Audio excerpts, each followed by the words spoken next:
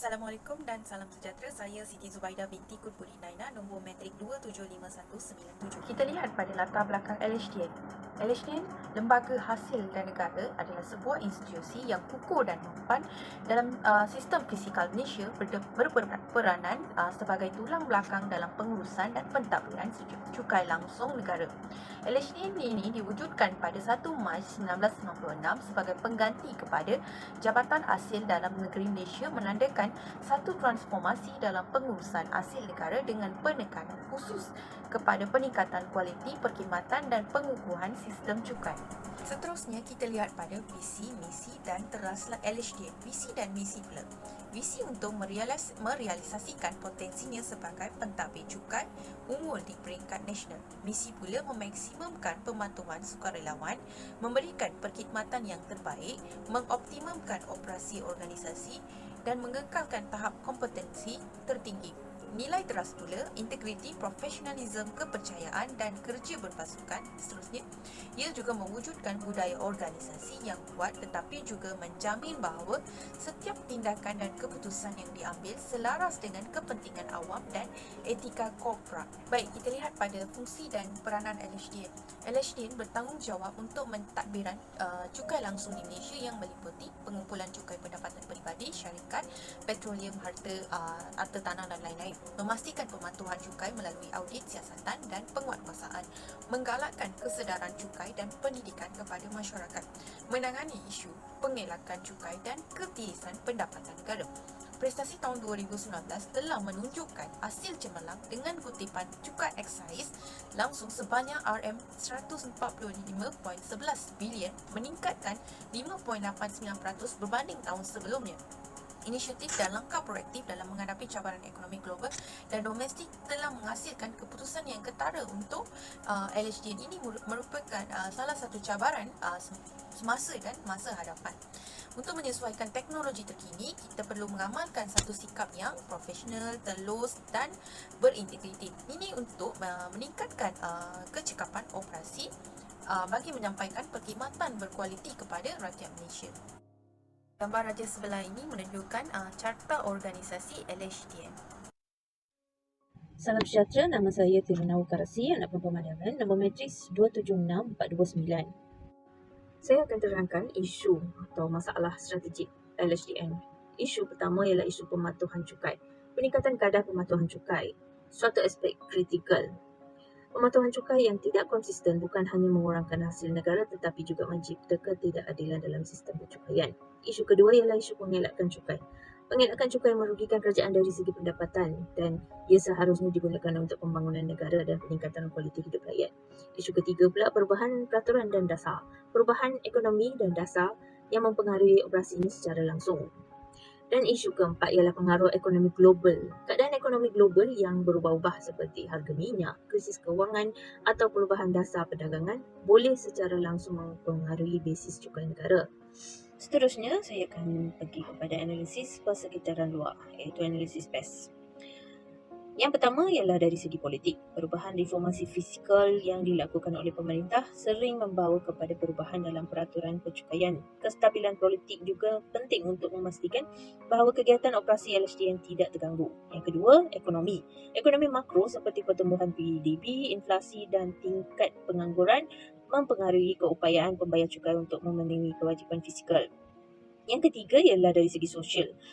Pertumbuhan penduduk, perubahan dalam struktur umur dan migrasi boleh menimbulkan permintaan untuk perubahan dalam perkhidmatan cukai atau penyesuaian dalam struktur cukai. Yang terakhir ialah teknologi. Digitalisasi proses cukai memudahkan pembayar cukai untuk memenuhi kewajipan mereka. Masalah penyimpanan data daripada ancaman cyber juga adalah menjadi satu isu kepada LHDN. Seterusnya, kita pergi kepada analisis 5 kekuatan portal, iaitu Porter's 5 Force. Yang pertama, ancaman pesaing baru. Industri yang berorientasi kepada keuntungan kerana fungsi pengumpulan cukai adalah monopoli pemerintah. Ancaman produk atau perkhidmatan pengganti. Produk pengganti dalam konteks LHDN terdiri dari peringkat pengurusan cukai bebas atau jasa penasihat cukai yang boleh memberikan pengalaman yang lebih baik kepada pembayar cukai. Yang ketiga, persarundingan pembeli. LHDN harus memperhatikan keperluan dan mempraktikkan supaya pembayar cukai dapat memastikan bahawa sistem cukai dirasakan sebagai adil dan tidak memberatkan. Kuasa rundingan pembekal. Untuk memastikan operasi yang lancar, LHDN harus menjaga hubungan kerja yang baik dengan semua agensi pemerintah lain. Pesaing di antara pesaing yang ada. Efisiensi, keadilan dan kemudahan sistem cukai Malaysia dibandingkan negara-negara lain dapat mempengaruhi investasi asing dan perspektif global. Assalamualaikum dan salam sejahtera. Saya Niza binti Ismail bernombor metrik 276315. Peluang dan ancaman dalam LHDN. LHDN berada dalam posisi yang baik untuk memanfaatkan pelbagai peluang ekonomi. Contohnya, digitalisasi dan penggunaan data besar menawarkan peluang untuk memperbaiki proses pengumpulan dan pengolahan data cukai yang memungkinkan analisis yang lebih tepat dan layanan peribadi kepada pembayar cukai. Ancaman pula, perubahan dalam dasar fiskal global yang dapat mempengaruhi aliran modal, investasi serta kegiatan ekonomi. Risiko keamanan cyber yang dapat mengancam maklumat data dan privasi pembayar cukai serta cabaran dalam memelihara tenaga kerja yang terdapat dalam perubahan teknologi.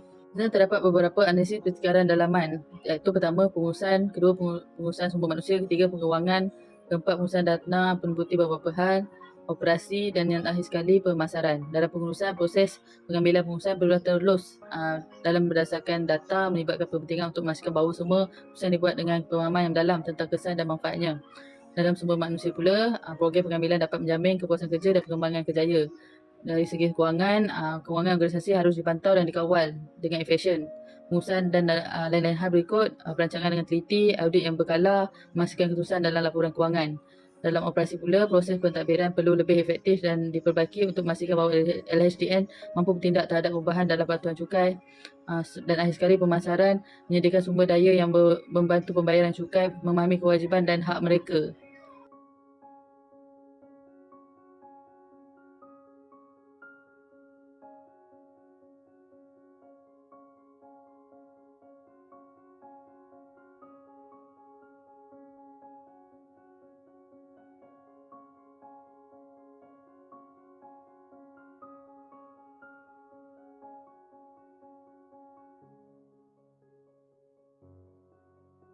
Dan terdapat beberapa analisis pertukaran dalaman, iaitu pertama pengurusan, kedua pengurusan sumber manusia, ketiga pengewangan, keempat pengurusan dana, penbukti beberapa hal, operasi dan yang akhir sekali pemasaran. Dalam pengurusan, proses pengambilan pengurusan perlu terus dalam berdasarkan data melibatkan kepentingan untuk memastikan bahawa semua pengurusan dibuat dengan pemahaman yang dalam tentang kesan dan manfaatnya.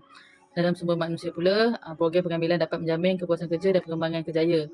Dari segi kewangan, kewangan organisasi harus dipantau dan dikawal dengan efisien. Pengurusan dan lain-lain hal berikut, perancangan dengan teliti, audit yang berkala, memastikan keputusan dalam laporan kewangan. Dalam operasi pula, proses pentadbiran perlu lebih efektif dan diperbaiki untuk memastikan bahawa LHDN mampu bertindak terhadap perubahan dalam patuan cukai. Dan akhir sekali pemasaran, menyediakan sumber daya yang membantu pembayaran cukai, memahami kewajipan dan hak mereka. Kelebihan bersaing dalam LHDN. LHDN berupaya untuk mengelola sistem cukai yang komprehensif dan efisien berbanding dengan sektor awam yang lain. Keupayaan untuk melakukan analisis data cukai yang mendalam serta penerapan teknologi maklumat yang canggih meningkatkan efisien pengumpulan dan pengelolaan data cukai. LHDN juga dapat berupaya serta strategi yang dapat memperkuatkan hubungan dengan pembayaran cukai melalui penggunaan teknologi, pendidikan dan pembangunan profesional pekerjanya. LHDN perlu mengekalkan kerjasama strategik dengan agensi antarabangsa untuk terus mengukur praktik terbaik dalam pengurusan cukai global. Dan akhir sekali ini dapat mempertingkatkan reputasi Malaysia dalam persada dunia. Nama saya Linaga Jenderal Laki Sumaren, nombor metrik saya 276009. Pembentukan strategi, metodologi dalam pembentukan strategi, kekuatan keahlian dalam pengurusan dan penguasaan undang-undang cukai, infrastruktur teknologi yang canggih serta tenaga kerja yang terlatih dan kompeten. Peluang, memanfaatkan peluang yang ditawarkan menerusi perubahan ekonomi dan teknologi.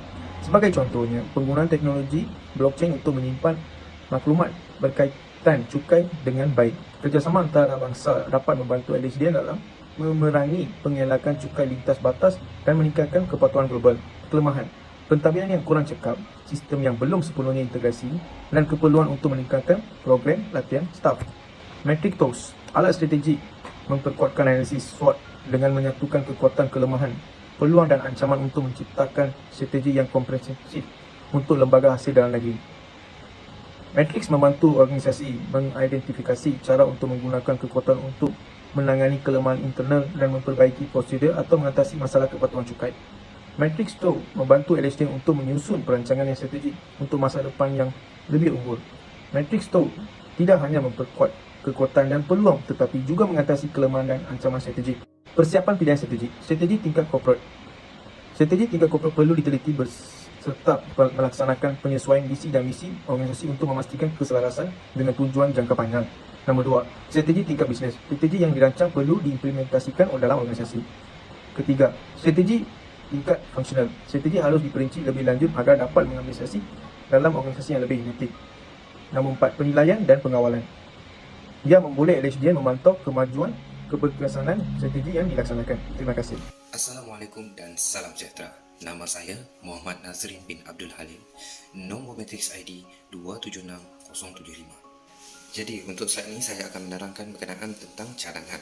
Jadi untuk melalui strategi umum, cadangan boleh dibentuk dengan pendekatan yang terintegrasi dan disasarkan untuk menangani isu-isu dan masalah utama yang dihadapi oleh organisasi. Jadi strategi ini harus dirancang tidak hanya untuk mengatasi cabaran jangka pendek tetapi juga untuk memperkuatkan organisasi terhadap tujuan jangka panjangnya. Jadi kita menyentuh tentang cadangan untuk isu pengelakan cukai.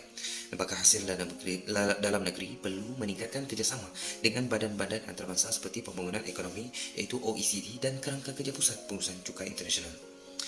Ia juga boleh memanfaatkan sumber daya bersama dan pertukaran maklumat dan mengidentifikasikan dan menanggungulangi pengelakan cukai internasional.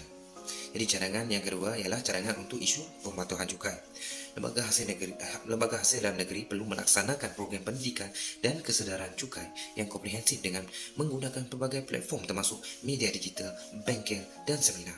Jadi cadangan yang ketiga adalah cadangan untuk pengurusan sumber manusia dan kewangan. Lembaga hasil dalam negeri adalah disarankan untuk memperluaskan dan mendalami program latihan pekerja. Jadi untuk mengenali risiko kewangan untuk mengidentifikasikan, menilai dan mengatasi potensi risiko yang dapat mengganggu kestabilan fiskal LHDN. Jadi untuk cadangan yang terakhir adalah untuk peningkatan operasi dan pemasaran. Jadi kesimpulan yang boleh dibuat adalah terdapat beberapa strategi-strategi yang dapat diadaptasi oleh lembaga hasil dalam negeri untuk meningkatkan operasinya dan menghadapi cabaran yang berdepan dengannya.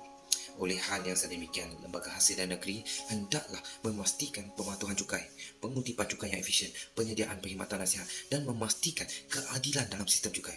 Jadi secara amnya dengan pelaksanaan langkah-langkah strategi ini tadi dengan cermat akan memastikan efisiensi dan efektiviti lembaga hasil dalam negeri, tetapi juga keselarasannya dengan perubahan teknologi, ekonomi dan sosial selain memenuhi harapan tinggi yang diletakkan oleh rakyat Malaysia.